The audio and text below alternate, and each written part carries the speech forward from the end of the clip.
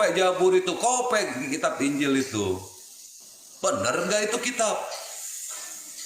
Masa ada Tuhan minta dikasihi? Masa ada Tuhan yang dibunuh? Masa ada Tuhan yang disina? Masa Tuhan ada yang disalibkan? Oke, saya jawab. Kita jawab secara sejarah dan secara bukti data. Oke? Islam nggak pernah ngarang-ngarang dan berasumsi. Di kitab Taurat terjadi namanya gorok-menggorok antar bayi dan perempuan. Pembantaian. Barang siapa yang tidak mengikuti ajaran Dionysius, tidak mengikuti ajaran Yunani, maka dipenggal kepalanya. Si Budi sok tahu ini, baca 2 Makabe 5, baca 2 Makabe 4, baca 2 Makabe 3. Allah sebut mereka gembala, bayangkan. Ternyata gembala artinya adalah orang yang menolak kebenaran dan hanya bisa berteriak kepada binatang yang tidak bisa mendengar dan tidak bisa mengerti apa yang mereka katakan. Kalau di Bible itu, Sadalia, ini Masya Allah ya, maha benar Allah dengan segala firman-Nya. Jadi gini, kalau di Bible itu di Yohanes 10:14 kalau tidak salah. Akulah gembala yang baik, dan aku mau mengenal domba-dombaku, dan domba-dombaku mengenal aku. Jadi di situ dikatakan dua hal, dia gembala, pengembala domba-domba. Padahal ini sama seperti hewan nilainya, na'udzubillah. Iya, bahkan di Yesaya 53 ayat 6 dikatakan domba itu adalah binatang sesat. Tapi Oten bangga dibilang domba. Gimana coba? Perlu kita ketahui bahwa orang-orang Arab, terutama Quraisy, yang kafir, yang memilih kafir terhadap dakwah Nabi Muhammad, apakah mereka adalah orang yang tidak mengerti dengan Al-Quran? Salah. Mereka orang yang paling mengerti tentang Al-Quran. Indra Mose, kamu ngarang. Kenapa kau bilang gitu, Indra Mose? Karena pada zaman diturunkannya Quran, mereka pada tingkatan sastra bahasa tertinggi. Mereka adalah para ahli-ahli syair. Mereka adalah orang yang mengerti bahasa ini tingkat tinggi, tingkat rendah, bahasa ini campuran. Sehingga Allah jelaskan dalam Al-Quran, bilisanin Arabiyyam mubin, dengan bahasa Arab yang sangat jelas. Afala taqilun, kau ngerti bahasa Arab, kau ahli bahasa Arab. Allah turunkan Al-Quran dengan bahasa Arab yang jelas. Tapi apa? Afala taqilun, kau tidak menggunakan akalmu, kau lebih menggunakan hatimu ya, hati. Jadi kalau ada Oten menyebut dirinya domba, benarkan bahwa Al-Quran membenarkan itu. Am tahsabu anna aktsarahum yasma'una aw ya'qiluna, maka iblis berkata, sujudlah kepadaku. Maka Barsisya pun sujud, lalu iblis sambil tertawa menghilang seketika. Telah berhasil dari sebuah dosa kecil ke dosa kecil lainnya sampai kepada sebuah dosa besar, zina dan pembunuhan, dan akhirnya puncak dosa yang paling tinggi adalah mensekutukan Allah, yaitu syirik, bahkan menyembah iblis. Setelah dia bersujud kepada iblis, langsung dia dieksekusi mati, dan dia mati dalam keadaan kafir. Dari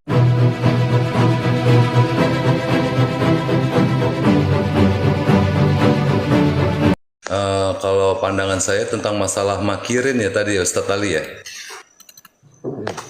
Inna Allah, sesungguhnya Allah itu menyesatkan kepada umat yang bangor lah kalau nggak salah bahasa itu. Di surat apa itu? Lupa saya masalah makirin. Ali Imran. Di Ali Imran. Ali yang Imran. Inna khairul makirin itu apa? Oh ya, khairul makirin ya, makirin yang diungkapin sama si wa makaru wa makarullahu. Ya. Wallahu khairul makirin itu ya. Oh, Allah khairul makirin. 30 kayaknya. 30 ya. Atau di Ali Imran. Ali Imran. Nah, kita buka ayatnya langsung. Kalau ada si Sopikatul 31 kan. Manusia ahlun nar bicara, kita buka Quran langsung. Itu ahlun nar itu perempuan itu. Itu asal muasalnya dari CP dulu. Itu pendapat itu udah lama dibahas ya. Waktu kurang lebih 3 tahun yang lalu tentang Allah itu adalah penyesal. Jadi dikatakan gini,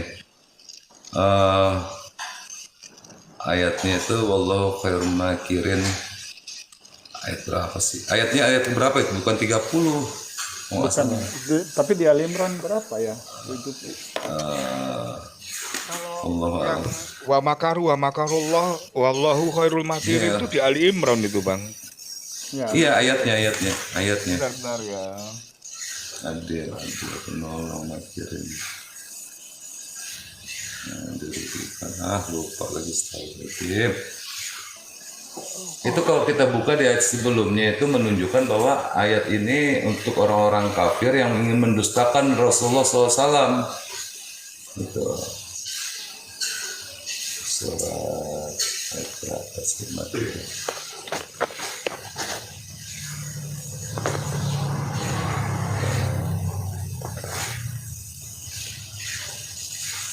Ayat beraksi lupa Allahumma shalli salim. Nah gini nih kalau udah banyak dosa begini nih sering lupa padahal habis buka puasa ini. Apa karena kalorinya belum naik ke otak ini makanya hafal. Nutrisinya belum proses.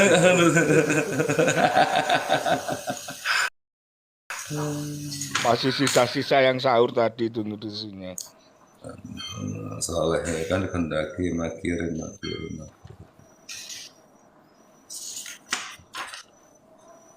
Dengan izin Allah ya Bani Israel Ali Imran atau Maryam? Oke, Ali 54. Imran mungkin. Kalau nggak salah 54 ini dikatakan gini kalau nggak salah ya, insya Allah ya mudah-mudahan. Bismillahirrahmanirrahim. Wa makaru wa makarallahu wallahu khairul makirin. Bismillahirrahmanirrahim. Di sini katakan dan wa makaru wa makarullah ya. Dan orang-orang kafir yang suka menipu daya, maka Allah pun membalas tipu dayanya dan Allah sebaik-baik membalas tipu daya. Ayat ini sebenarnya dari surat Al-Baqarah. Khatamallahu ala qulubihim wa ala sam'ihim wa ala absarihim ghishawatun wa lahum adzabun adzim wa minan nasi man yaqulu amanna billahi wa bil yawmil akhir wa hum min yukhadi'una Allah wallazina amanu wa ma yakhda'una illa anfusahum wa ma yash'urun fi qulubihim maradun fazadahumullahu maradun wa lahum adzabun adzim bima kanu yakzibun. Ya, au qasawi min as-sama'i fi dhulumati wa radu barku yajadun aw sawbihum fi azani min as-sawaiqi azarmut wallahu muhitum bil kafir. Ini ayat ini sebenarnya ada di Al-Baqarah. Jadi maksudnya ayat ini kalau kita lihat kalau ada yang ingin menyesatkan keimanan kita tentang Al-Qur'an, kita baca. Kalau dia kan satu skop, ya kan, bukan satu perikop tapi satu skop ya kan. Kita kasih satu beku, satu kerukan itu ya. Kalau membaca kitab dia, kalau di sini cukup naik turunin aja kedua ayat ke bawah, naikkan kedua ayat ke atas. Di situ jawabannya Allah. Al-Quran ini sangat transparan, makanya jangan mau ngikutin pemikiran manusia yang otaknya itu udah diacak-acak sama para rahib-rahibnya. Di surat At-Taubah ayat 31, mereka jadikan Tuhan mereka itu para rahib-rahibnya.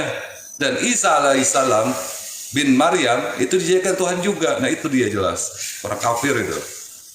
Nah, di ayat yang sebelumnya, maka ketika Isa merasakan keingkaran mereka Bani Israel, dia berkata, siapakah yang akan menjadi penolongku untuk menegakkan agama Allah? Ya, penolongnya Isa. Isa itu manusia, dia wajib ditolong. Apakah Allah minta tolong? Kagak, Allah nggak butuh sama kita. Isa dibutuhkan penolongnya. Siapa? Allah dan para muridnya Hawarin. Itu manusia. Kalau Tuhan minta tolong kepada manusia, pecat itu Tuhan. Gak penting Tuhan minta tolong kita. Apalagi dikasihi, nggak layak itu Tuhan untuk disembah.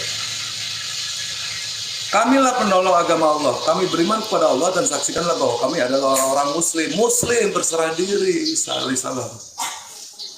Ini real. Al-Quran jelas, tegas ini. Ya Tuhan kami telah beriman kepada apa yang Kau turunkan dan kami telah mengikuti Rasul. Jadi di sini jelas bahwa Rasul itu mengimani apa yang difirmankan Allah kepada dirinya. Lalu dia itu mengikuti setiap Rasul-Rasul sebelumnya. Siapa itu? Taurat, Jabur, ya kan? Daudah, dia katakan gitu.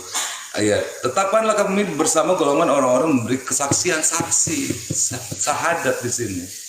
Ya, di ayat 53 coba lihat. Ya, syahidin. Saksi, mensaksikan. Bukti saksi apa? Kopek Quran ini. Kopek Jabur itu, kopek kitab Injil itu. Benar nggak itu kitab? Masa ada Tuhan minta dikasihi? Masa ada Tuhan yang dibunuh? Masa ada Tuhan yang disina? Masa Tuhan ada yang disalibkan? Gitu. Nah ini Al-Quran, maka Al-Quran tuh aduh, wow, amazing, sangat teramat hebat ini. Ini ilmu Allah soalnya. Baru 0,001. Ya. Bang Budi, tadi malam itu ya, seorang pendeta yang lulusan S2 ya, pendeta Kristen dan istrinya itu dijelaskan begitu gamblang oleh Bang Zuma. Mereka itu menerima secara akal sehat, Bang Budi. Tapi secara keimanan mereka itu tetap menolak. Bagaimana Bang Budi? Langkah selanjutnya. Apa hanya nunggu hidayah dari Allah? Benar, begini ya. Sam'ihim. Di sana diperintahkan oleh Allah. Wa khatamallahu ala qulubihim. Qulub, hati. Wala sam'ihim. Emang telinga kita cuma ada satu. Ini hebatnya Quran bahasanya, Masya Allah. Sam'ihim, sebelah telinganya ditutup. Wa al abasarihim. Dua mata mereka dibutakan oleh Allah. Tapi ini sam'ihim, setengah kupingnya. Nah, untuk membuktikan bahwa dia itu bisa mendapatkan salah satu syaratnya mendapatkan hidayah adalah adanya ud'u ila sabil rabbika bil hikmah, maka kita memiliki kewajiban untuk menyampaikan ud'u. Salah satunya media sosial ini. Kita nggak perlu fisik, kita nggak perlu realisasi, tetapi suara kita sampai ke dalam telinga mereka. Nah, itu salah satunya. Allah SWT. Jadi pertanyaan Jadi- Oten gini Abudi terkait dengan surat Ali Imran ayat 54. Nanti pertanyaan Otennya kayak gini. Kalau memang ternyata adalah yang disalibkan itu adalah bukan Yesus, kenapa membuat makar seperti itu? Sehingga dengan makarnya Allah ini, sehingga 1 miliar lebih manusia mempercayai bahwa yang disalib itu adalah Yesus. Jadi makarnya Allah itu tidak memberikan dampak, istilahnya apa ya, membuat orang jadi tersesat 1,5 miliar manusia. Begitu pertanyaan dari Oten begitu, Abdi. Oke, saya jawab. Kita jawab secara sejarah dan secara bukti data. Oke? Islam nggak pernah ngarang-ngarang dan berasumsi. Insya Allah mulut saya bisa dibuktikan dan bismillahirrahmanirrahim. Begini ya, Bang. Pertama, pada saat itu Roma itu adalah kerajaan yang sangat berpengaruh di jazirah Eropa secara meluas. Pada saat itu kita kenal dengan zaman Renaissance, zaman kapitalisme liberalisme. Pada saat itu juga banyak terjadi penjajahan yang dilakukan oleh Roma. Termasuk yang dikatakan oleh dia adalah kaum yang terangkat ya. Ya Bani Israel qulu ni'mati allati an'amtu alaikum wa anni faddaltukum alal alamin. Itu ada di kakinya Roma dia. Dia dihina, disiksa, dijadikan budak dan dipenggal kepalanya. Nggak percaya? Buka di 2 Makabe. Itu kitabnya dari Deuterokanonika, dari kitabnya orang Ortodok Katolik. Buka itu, dan sampai sekarang masih dipakai itu, dan terbuka di umum.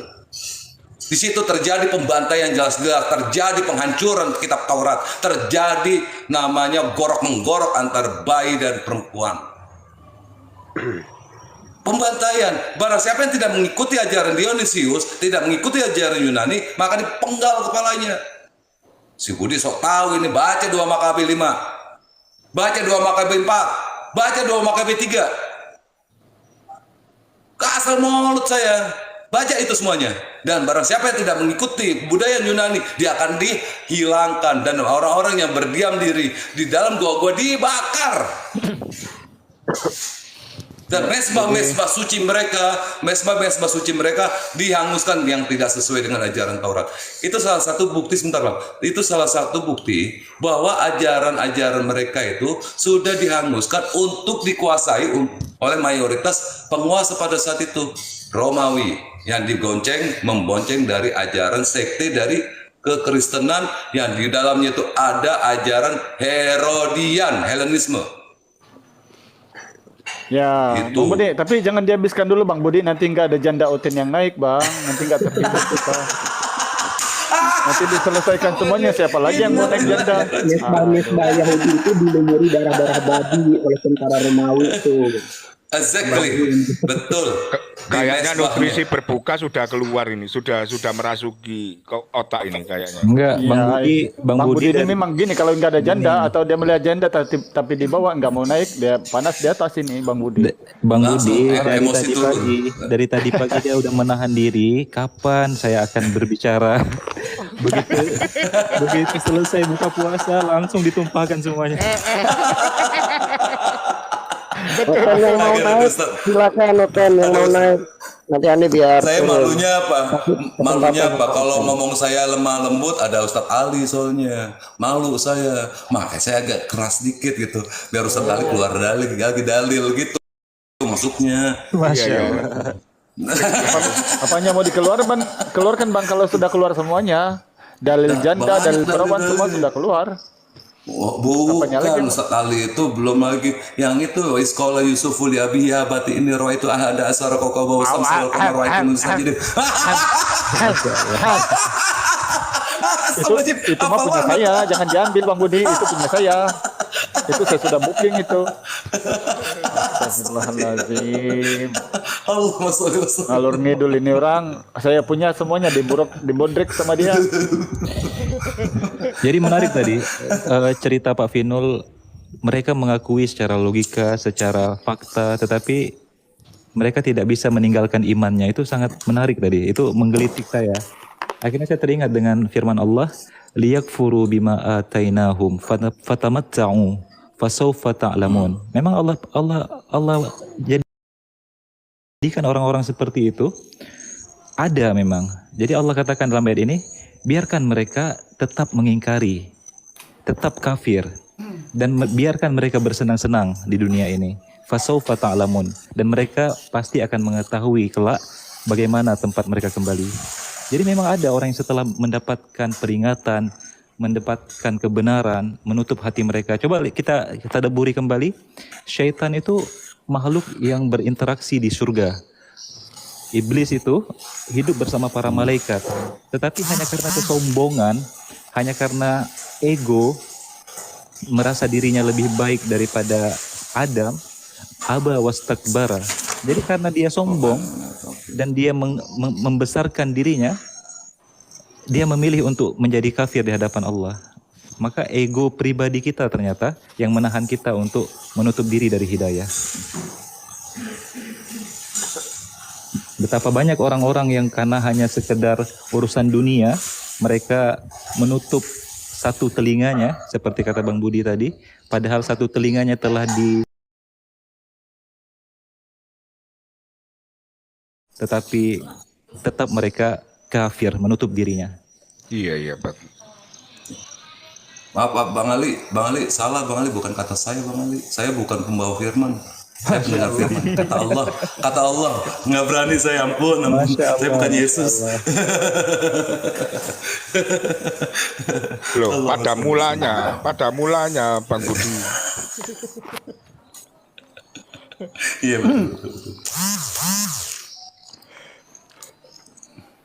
Terus untuk masalah ini Bang Ali ya, dikatakan tentang masalah hukum kekekalan, yang dikatakan hukum kekal itu, yang masalah sunat, terus masalah pengorbanan ya pada zaman Ibrahim, itu kan dibantah kepada anak keturunannya Ibrahim, ya, termasuk kepada Ismail dan Ishak.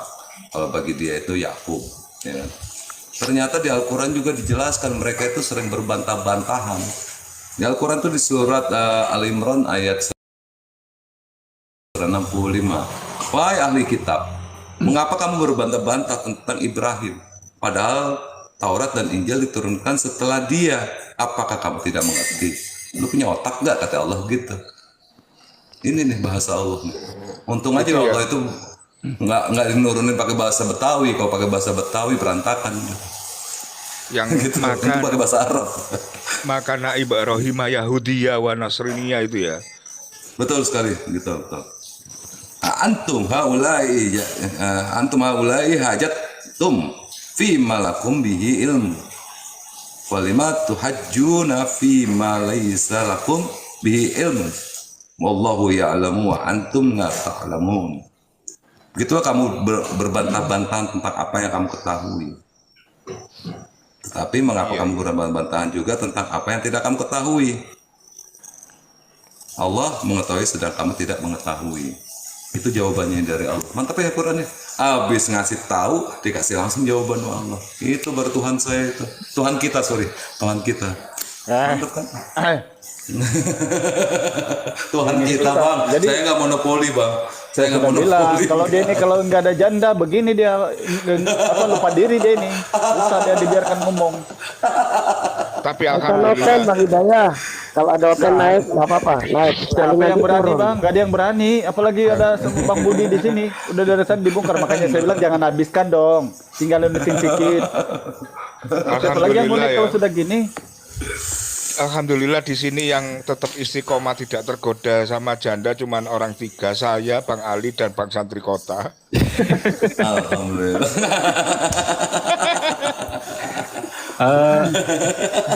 Bang Budi, Iya bang Ali. Iya siap.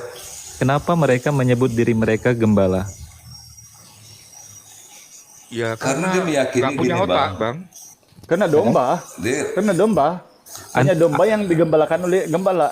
Masya Hanya Allah, itu domba yang jawab- dipanggil gembala. Itu jawaban yang Masya Allah. Dan itu Allah sebut mereka memang gembala dalam Al-Quran. Coba Al-Baqarah 171.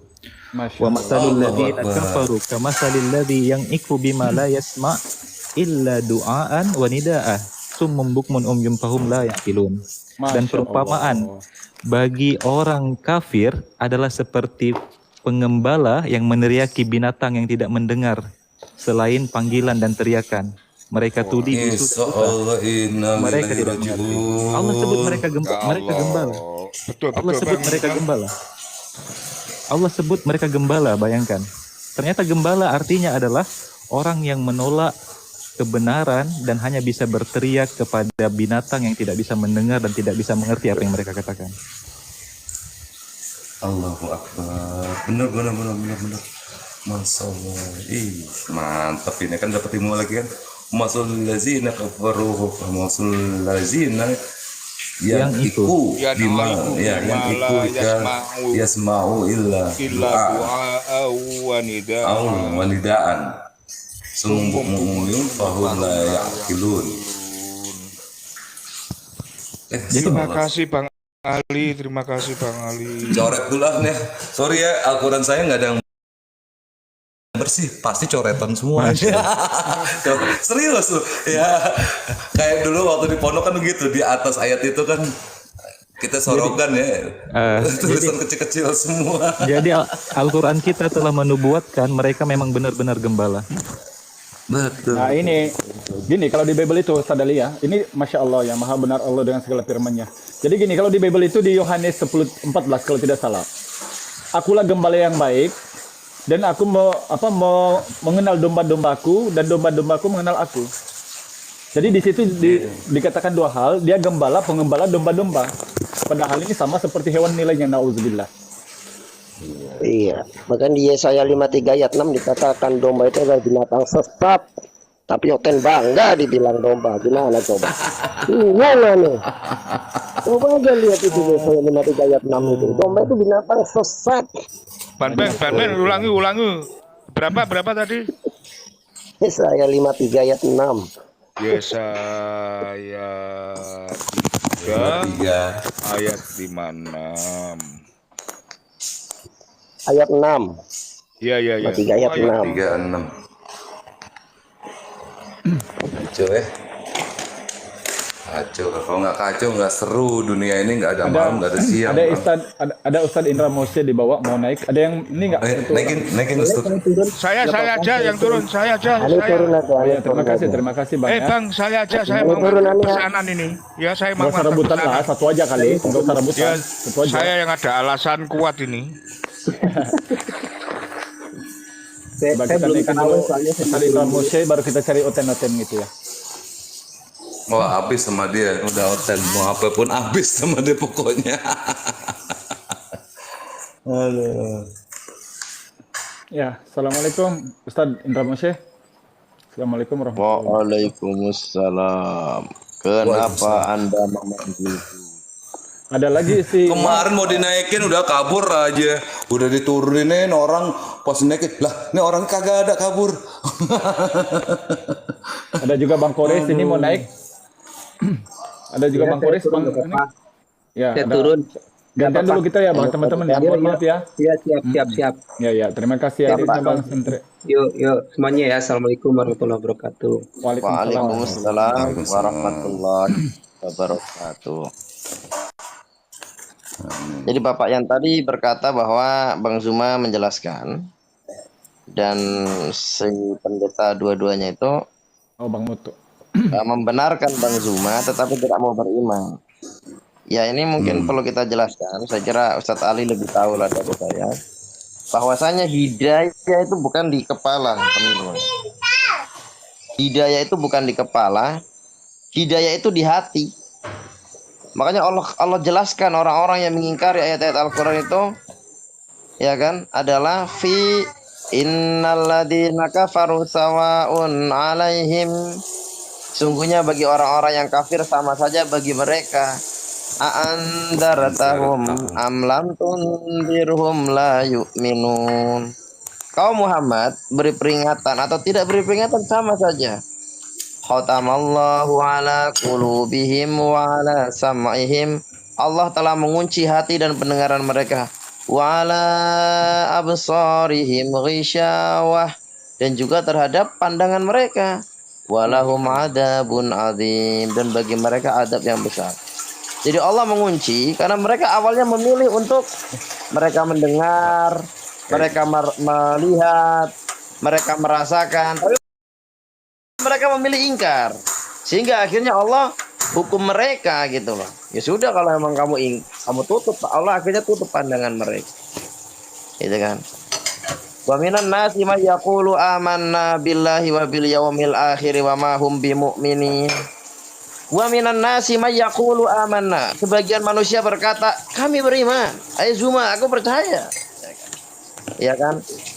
Wa minan nasi may yaqulu amanna billahi wa bil yaumil akhir wa ma hum bimu'minin, padahal sebenarnya mereka tidak beriman, ya kan? Fi qulubihim maradun. Kenapa kok mereka enggak beriman? Di dalam hati mereka ada penyakit, ya kan? Fazadahumullahu marada, Allah tambah penyakitnya, ya kan? Fazadahumullahu marada wal apa? Fi qulubihim maradun fazadahumullahu marada, ya kan? Fi qulubihim maradun fazadahum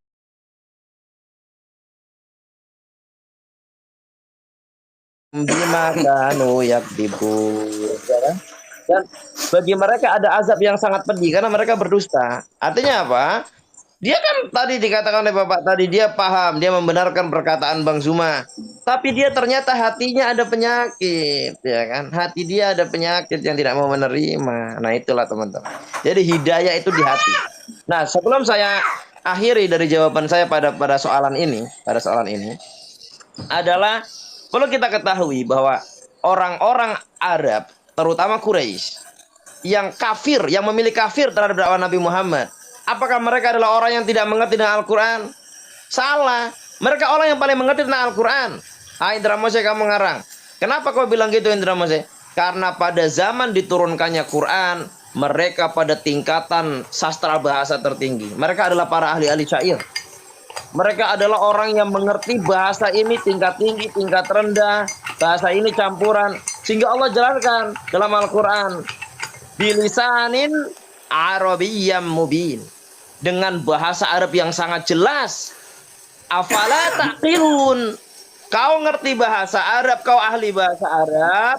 Allah turunkan Al-Quran dengan bahasa Arab yang jelas. Tapi apa? Afala taqilun, kau tidak menggunakan akalmu, kau lebih menggunakan hatimu, ya, hatimu yang ada penyakit itu. Kurang lebihnya gitu ya Ustadz Ali. Saya kira beliau lebih menguasai tentang ini.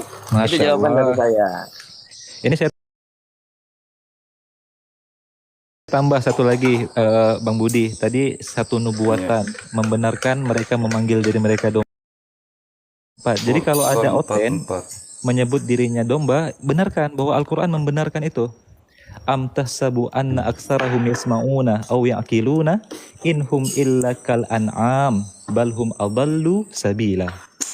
Apakah kamu mengira orang kafir itu kebanyakan mereka mendengar atau memahami? Tidak, mereka itu tidak lain hanyalah binatang ternak. Bahkan mereka Allahu Akbar, beneran. Allahumma shalli wa sallim. Apakah binatang ternak itu digembalakan, Ustadz Ali? Pas domba itu ternak. Bener. Iya bener. Pas banget yo. Jadi Allah benarkan apa yang mereka Masya katakan tentang diri mereka. Mereka memang ternak, mereka memang binatang ternak.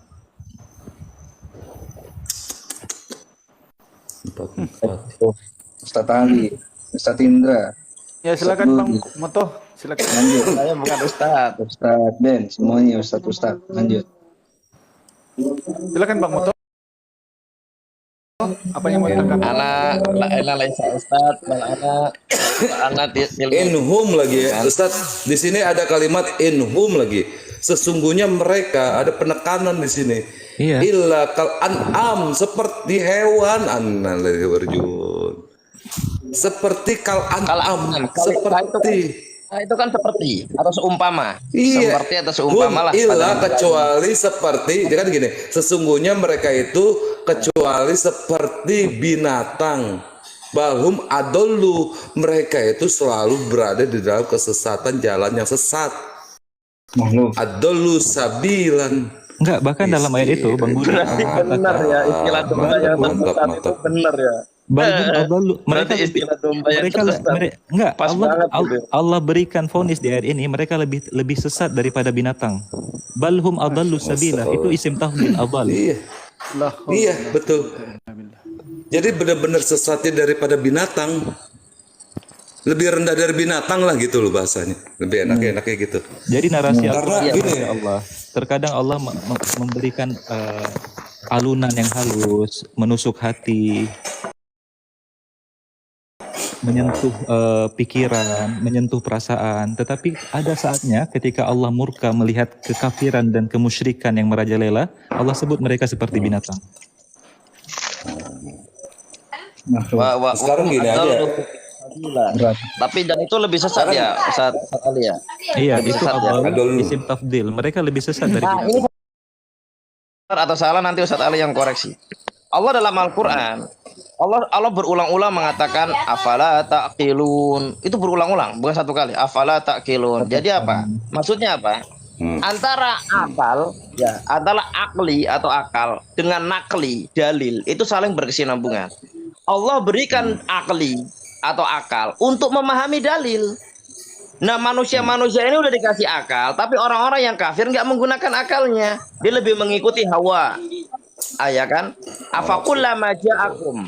Dan mengapa ketika datang kepada kalian rasulun, utusan-utusan kami, bima la tahwa anfusukum, dengan sesuatu yang tidak sesuai dengan keinginan hatimu, hawa.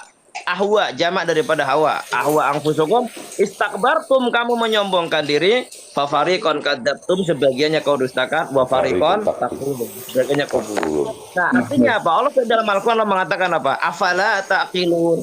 Kenapa kau tidak gunakan akalmu? Ketika dalil ini turun, Allah turunkan firman-Nya baik berupa Al-Qur'an maupun hadis, ya kan? Kau sudah dikasih akal untuk membedakan. Yufarriquna bihi bainal hak wal batil, untuk membedakan yang hak dengan yang batil. Tapi kau tidak gunakan akalmu, kau menggunakan hawa nafsumu. Nah, bagaimana kau tidak lebih bunuk dari binatang? Binatang turun wahyu nggak tahu apa-apa, mau dia nggak punya akal. Iya kan?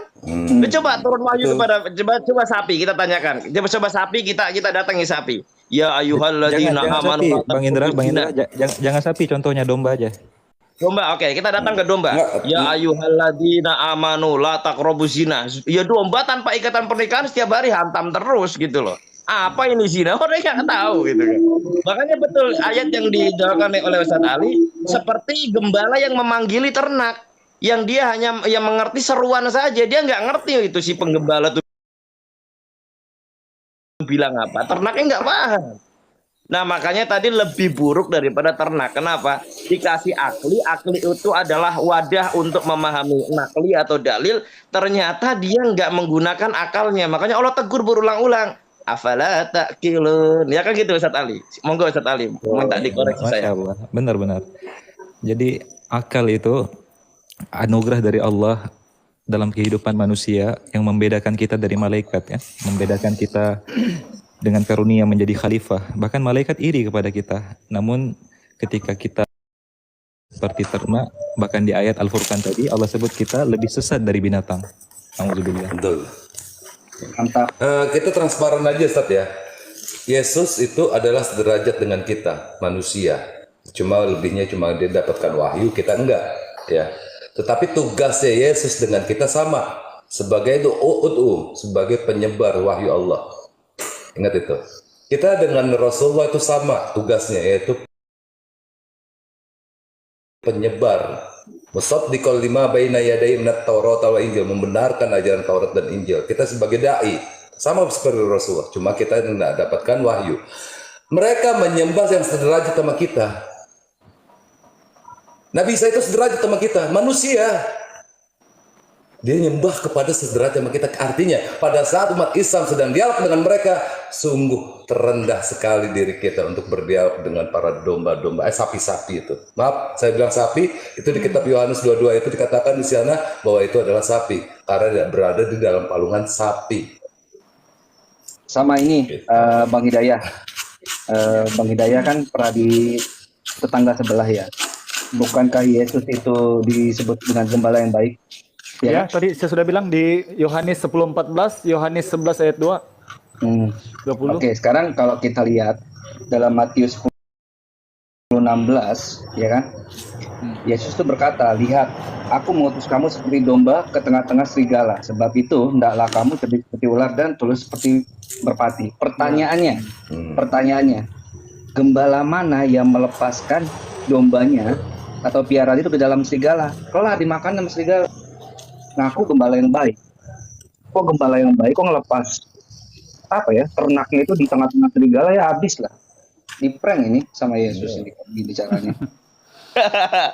Dilepas tangan serigala. Serigala bilang makasih gitu. Kasih rezeki gitu kan.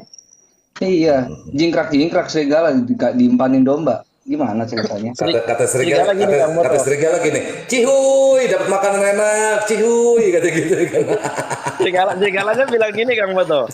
Kita biasanya berburu ngejar rusa larinya lebih kencang dari kita, ini dikasih domba kagak bisa lari. Iya. Gembala baik yang mana yang lepasin dombanya ke tengah serigala? Masih aneh-aneh aja itu kadang-kadang. Itu super nekat itu Kang Boto. Itu latihan meninggal berarti ya. Jadi memang macam-macam perintah di Oten itu ya. Perintahnya juga kalau untuk tanda-tanda orang percaya itu juga minum racun, ya kan, dipatuk ular. Bahkan katanya kalau sudah minum racun, kalau mau mati letakkan saja tangannya di bahu orang sakit terus sembuh. Jadi tembang tangan ya. Iya. Jadi yang saya heran kenapa ada rumah sakit kan gitu ya, ada rumah sakit Kristen. Patutnya mereka tidak perlu rumah sakit. Letakkan saja tangan di tempat orang sakit itu akan sembuh. Apalagi ada nabi-nabi mereka yang baru-baru gitu. Jadi kemarin malam saya akhirnya head to head sama Billy, duet sama Ki Ahmad. Udah kehabisan akal, nggak bisa lagi lari dari gugatan saya. Ki Ahmad nyeletuk, daripada lanjutin ini yuk kita adu mukjizat katanya. Seorang Ki Ahmad ajak adu mukjizat, saya nggak bisa tahan ketawa saya. Astaga. Bilang kiamat ada mujizat sama pesulap merah Ustaz Ali. Karena gini, Ustaz Ali sama yang Al-Ikhwah, mereka tuh nggak paham mukjizat itu tanda kenabian atau kerasulan, bukan tanda ketuhanan. Nah ini persepsinya mereka tuh nggak sampai sini. Karena ketika dia bermukjizat itu berarti dia Tuhan, nggak begitu sebenarnya konsepnya. Tuhan bermukjizat, Nabi bermukjizat. Orang biasa bermukjizat, semua bermukjizat, nggak ada bedanya antara manusia dengan Tuhan kok. Ya karena Tuhannya manusia, mau gimana lagi sih? Iya. Israel ya. Mau saya iyain, tapi dengan syarat ketemu langsung di atas ring buat perjanjian, tidak saling menuntut, kita adu mukjizat siapa yang paling keras gitu ya. Jadi siapa yang dibersamai oleh Roh Kudus, kita lihat bonyok nggak dia gitu. Aduh, ada aja Oten ya. Mas Indra nggak ingat Luga kabur waktu di EPM? Ya. Siapa? Luga kabur waktu di EPM sama Abi Yusuf.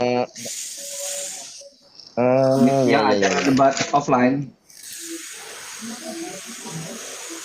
Ya, betul, betul. Kan ada mukjizat tuh sama Abi Yusuf kan katanya kan.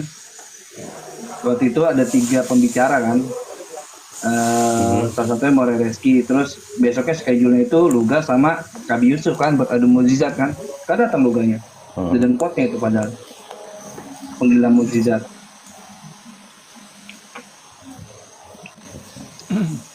Majid aja yang bilang tadi ini, yang tadi ini ngobrol dari tadi musuh saya, Allahu Akbar. Ini musuh saya perebut janda, nggak tahu dia datang ke sini. Assalamualaikum Bang Moto. Aduh. Waalaikumsalam warahmatullahi wabarakatuh, abangku. Dari tadi nggak ngeh. Makanya Dari tadi Bang nggak Budi, ngeh. Ini apa kamu usahakanlah Bang Budi, jangan Saya selalu dari tadi merem. nggak nyambung. Sekali-sekali dibuka Maksudnya, matanya gitu. merebut janda gimana? Saya dari tadi nggak nyambung ini. Enggak, dia selalu Setiap merem. ada Ustaz Ali. janda kita Ternyata rebutan. tapi saya lebih banyak ngalahnya. Bang Budi aja. Iyalah, tahu. Iya, enggak. Putih hati mainnya buat abang aja lah kalau gitu. Ustaz Ali, Ustaz Ali.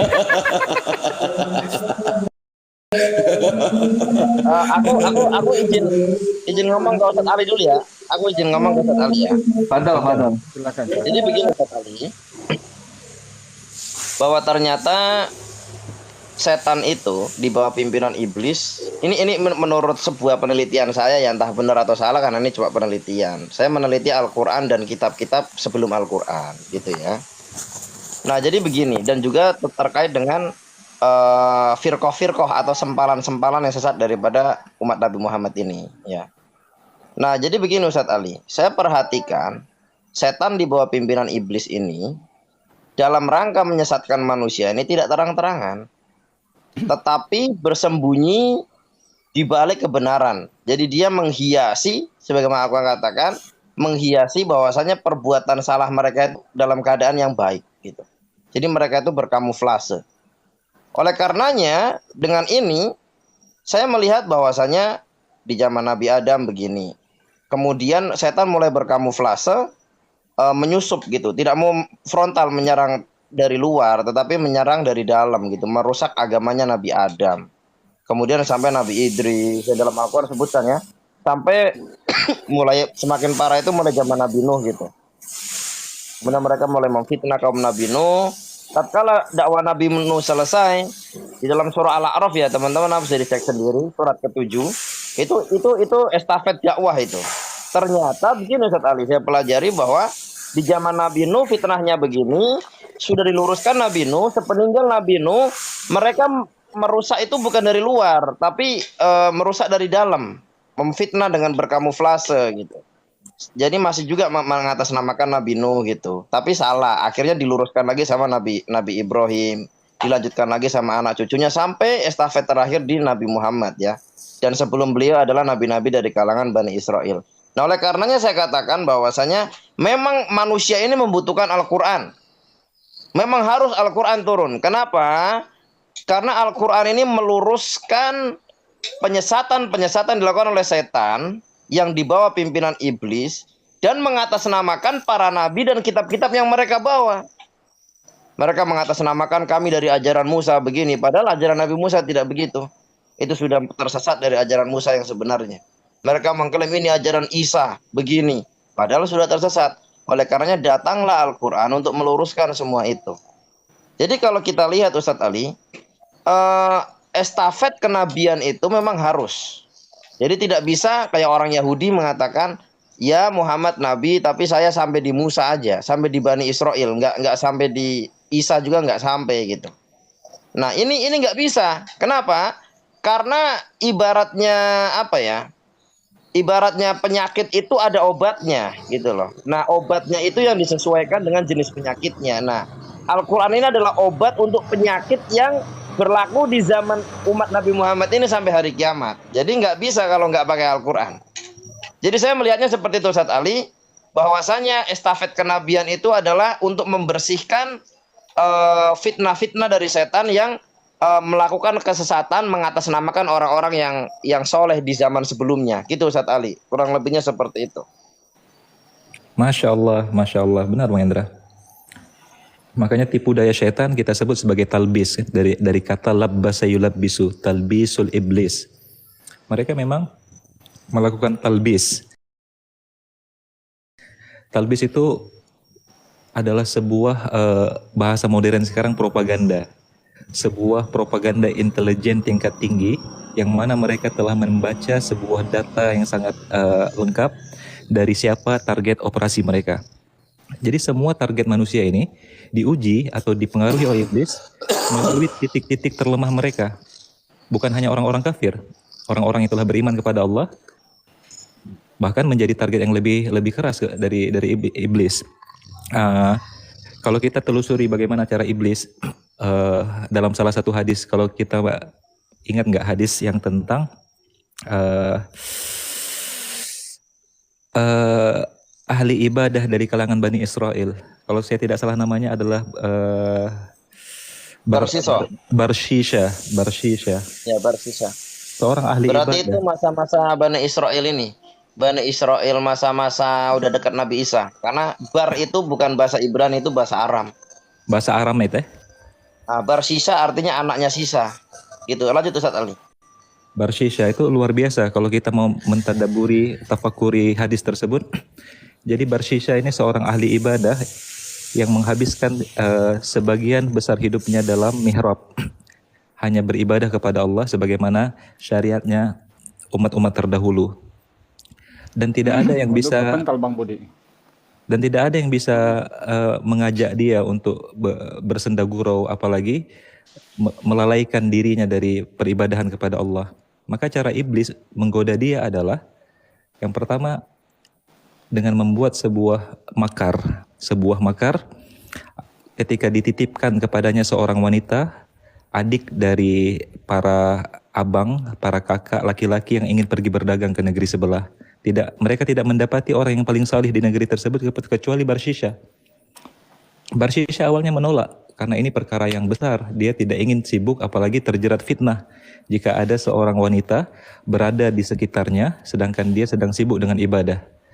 Tapi karena dia mengingat bahwa ini adalah juga kebaikan untuk menolong anak yatim yang kakak-kakak si perempuan ini akan pergi berdagang dan si perempuan ini tidak mungkin tinggal sendirian di rumah, maka dibuatkan teman-teman sebuah Kristen gubuk. naik di atas yuk, teman-teman Kristen, ayo naik di atas. Dibuatkan Supaya sebuah kita ngobrol gubuk santai. kepada si wanita ini di samping mihrabnya Barshisha, di samping rumahnya Barshisha. Setiap hari awalnya dia mengantarkan makanan hanya setengah dari antara tempat Barshisha dan tempat perempuan ini tinggal. Namun datanglah iblis mulai merayunya. Tega sekali Barshisha, engkau tidak menyapanya. Bagaimana jika dia sakit? Setidaknya engkau menegur atau bertegur sapa dengannya, melihat keadaannya. Satu perangkap telah dimainkan oleh iblis. Maka Barshisha telah jatuh pada perangkap yang satu. Mulailah dia mengantarkan makanan setiap jam makan kepada si gadis tersebut ke depan pintu. Tanpa melihatnya juga. Hanya sampai ke depan pintu. Datang lagi iblis, coba merayu Barshisha. Kok sampai ke depan pintu saja? Bagaimana jika ternyata makanan tersebut tidak dia makan, dia sedang sakit di dalam. Kau tidak bertanggung jawab dengan tugasmu. Was-was kedua telah masuk. Maka dia beranikan diri untuk melihat si gadis itu mengambil makanan yang dia antar. Ternyata disitulah jeratan setan. Dari yang kecil, yang lebih besar kemudian sampai kepada tahap si Barshisha terpesona ketika bertemu dengan si gadis. Ketika dia melihat langsung kepada si gadis, perangkap ketiga setan telah berhasil. Maka setelah tatapan tersebut, setan mulai lebih dahsyat memberikan talbisnya kepada Barshisha, syahwatnya mulai bangkit, dan si wanita tersebut juga dalam pengaruh setan, terjadilah zina di antara mereka. Jadi dari awal setan telah jauh merencanakan perangkap tersebut, teman-teman. Terjadilah zina, dan dalam waktu beberapa bulan ke depan, si perempuan tersebut mendapati dirinya hamil dari perbuatan zina tersebut. Disampaikan kepada Barshisha, maka Barshisha mulai panik. Datang lagi iblis, mulai memberikan was-was. Bagaimana nasibmu jika umat Bani Israel mengetahui keburukanmu, mengetahui engkau telah berzina dan menghamili seorang gadis di luar nikah? Tidak ada jalan lain kecuali engkau harus membunuhnya. Jadi terjebaklah dia dalam perangkap iblis. Dia mulai membuat sebuah perencanaan untuk membunuh si gadis. Singkat cerita dia membunuh si gadis dan dikuburkan. Dan ketika kembali kakak-kakak si gadis ini dari perjalanan dagang mereka, mana adikku? Barsisha mulai berbohong. Ini juga adalah cara iblis untuk membuat Barsisha dari satu dosa terjatuh kepada dosa yang lain. Adikmu sakit parah, aku telah berusaha merawatnya semaksimal mungkin, namun dia, qadarullah, ajal pun sampai padanya dan telah aku kuburkan di sana. Tanpa menaruh curiga, mereka pasrah dan mereka menganggap itulah kejadian sebenarnya. Mereka pulang. Adiknya telah meninggal dunia. Namun syaitan tidak berhenti di situ ternyata. Iblis datang ke dalam mimpi kakak-kakak. Dalam riwayat menyebutkan jumlah mereka beberapa orang, ada 3 atau 2. Mimpinya sama. Iblis menyatakan dalam mimpi tersebut bahwa adikmu telah dizinahi oleh Barsisha sampai hamil, kemudian dibunuh dan meninggal dalam keadaan hamil. Jika tidak percaya, bongkar kuburannya. Mimpi mereka semua izin dulu sama. Ustaz Ali ya. Sapa dulu ini. Sule Borneo, selamat malam. Ya, selamat malam. Assalamualaikum kah ini atau Merry Christmas? Saya Muslim, Pak. Muslim. Masya Allah. Oh, Muslim. Di mana ini? Di Borneo di mana? Saya Kalimantan Selatan, Pak. Oh. Banjarmasin. Tepatnya Tanah Bumbu. Masya Allah. Tanah Bumbu. Oke, baik. Afwan, silakan Bang Sardali. Taib. Di pagi harinya semua mereka bangun dari tidur dan saling mengkonfirmasi mimpi mereka yang sama. Akhirnya mereka tidak mungkin untuk tidak memeriksa kuburan si gadis. Mereka bongkar kuburan tersebut, mereka dapati benar adiknya hamil, perutnya telah membesar. Maka mereka menyampaikan peristiwa tersebut kepada hakim dari Bani Israel. Ditangkaplah Barsisha dan divonis hukuman mati.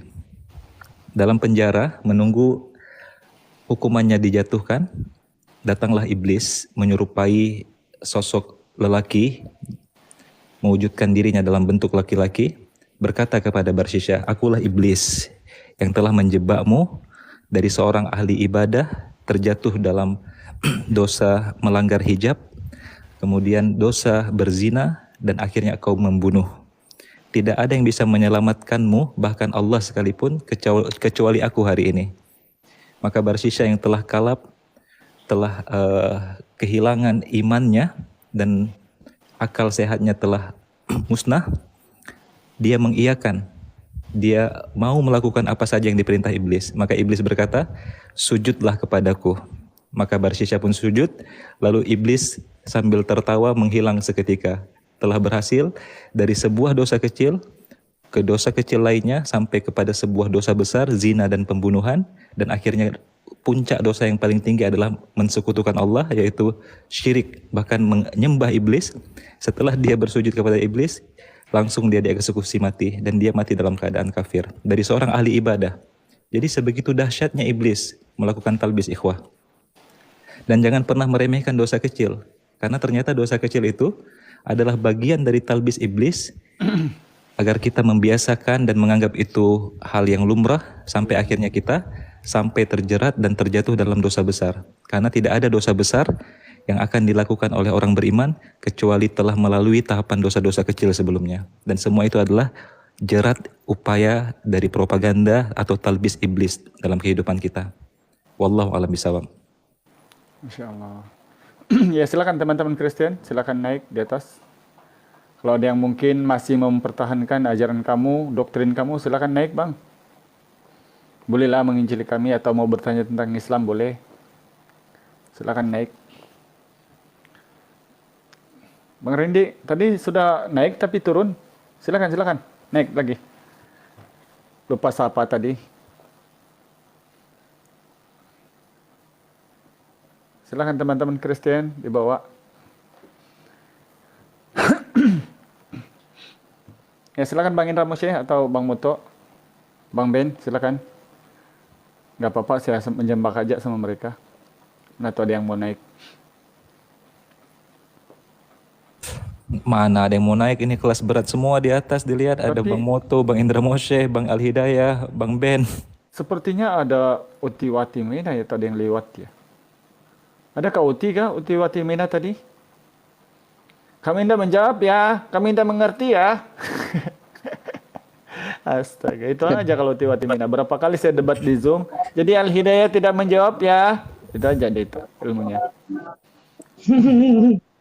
Bosan saya sama itu.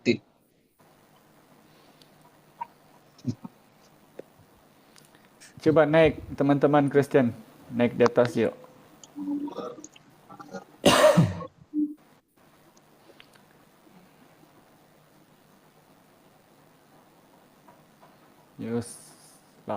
Yuslam, bukan. Yang teman Kristen aja silakan kalau mau naik. Kayak abadi tuh, itu rajanya typing. Kalau